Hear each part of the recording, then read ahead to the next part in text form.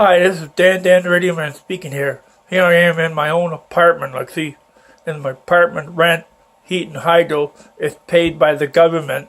Like, because I'm on the fake income, and completely on the fake income. Like, I've been on that since I lived with my mom. I was in Newbury, Ontario, when my mom and dad used to complain about the hydro bill. Like,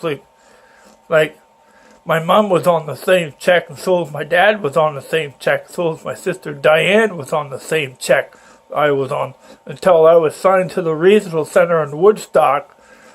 Was my old caseworker my mom got involved with, named Roseanne Davis. I remember her. Haven't seen her for a long time since my mom met her one time. Like, she was the only support worker that exactly came up with this idea when he took me to a doctor at CPLI.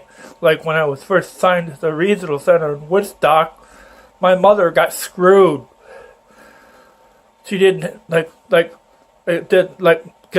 they took my mother's pension check and my dad's pension check and then put it all together to the room and board at the regional center in Woodstock, but paid for the heat and hydro and everything in that place until I moved into a group home. My mother and my dad had to go on welfare. Otherwise, they wouldn't have no money to pay for their income tax, their property tax on the property they owned, and the heat and hydro. Like, what happened? Like, you know something funny? In this old apartment I'm living in, geared to lift non-profit housing, my heat and hydro is included in the rent, and it's direct paid by the government, by ODSP check. So, there's no complaint. The heat and hydro is the more important thing we need. What's not important is your cable, your phone bill, your, your food. You have to go shop for groceries.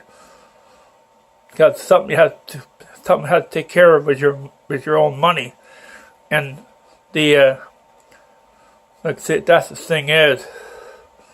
Because what's more important is your heat and hydro and your rent. Because if the hydro bill goes up, so is your check. It's always working out the opportunity plastic packaging, making $300 a month, and I'm living in an apartment geared to lift non-profit housing. My darn check would go down, and the rent would go up. The lift non-profit housing, like, see, that if I made $1 million and got rich and famous, like, or something, like, the low-income housing don't accept tenant with too much income, then that's the only thing what happen.